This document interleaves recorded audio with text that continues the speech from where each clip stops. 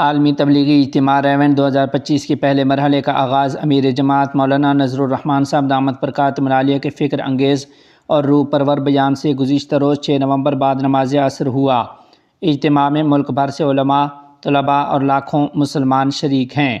افتتاحی نشست سے خطاب کرتے ہوئے مولانا محمد ابراہیم دیولہ اور مولانا نذر الرحمان صاحب دامت برکاتہم العالیہ نے کہا کہ اسلام اجتماعیت کا دین ہے جو جوڑنے کا حکم دیتا ہے اور توڑنے سے روکتا ہے۔ دنیا و آخرت میں نجات اسی وقت ممکن ہے جب انسان اسلام کی تعلیمات پر مکمل عمل پیرا ہو۔ انہوں نے کہا کہ اللہ تعالیٰ سے دوستی کر لو، ساری مشکلات ختم ہو جائیں گی۔ اپنی زبان کو قابو میں رکھو کیونکہ مغفرت کے لیے سب سے بڑا عمل یہ ہے کہ تمہاری زبان سے کسی کو نقصان نہ پہنچے۔ خود کو اور اپنی نسلوں کو غیبت سے بچاؤ، تمہارا معاشرہ سنور جائے گا اور امن قائم ہو جائے گا۔ مقررین نے کہا کہ اپنے دلوں کو کدورت اور بغض سے پاک رکھو کیونکہ اللہ تعالیٰ کی رحمت انہی دلوں پر نازل ہوتی ہے جو صاف ہوں۔ اسلام کی اصل روح 2 اعمال پر قائم ہے، زبان کی حفاظت اور دل کا اخلاص۔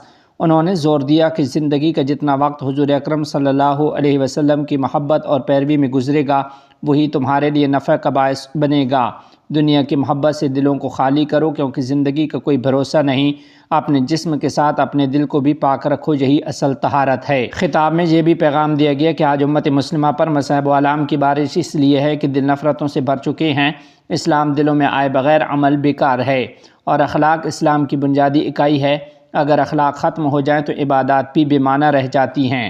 مولانا نذر الرحمان صاحب نے کہا کہ دنیا میں اگر کوئی نقل کرتا پکڑا جائے تو ناکام ٹھہرتا ہے، لیکن اگر کوئی آقا دو جہاں صلی اللہ علیہ وسلم کی نقل کرے تو کامیابی اس کا مقدر بن جاتی ہے۔ نبی کریم صلی اللہ علیہ وسلم کی سنتوں کے محافظ بن جاؤ، دنیا و آخرت دونوں سنور جائیں گی۔ انہوں نے عقیدہ ختم نبوت کی اہمیت پر زور دیتے ہوئے کہا کہ ختم نبوت کے بغیر تمام اعمال بے سود ہیں۔ نبی اکرم صلی اللہ علیہ وسلم کے طریقے کے بغیر کیا جانے والا عمل غارت ہے اور ادب رسول صلی اللہ علیہ وسلم کے بغیر کامیابی ممکن نہیں۔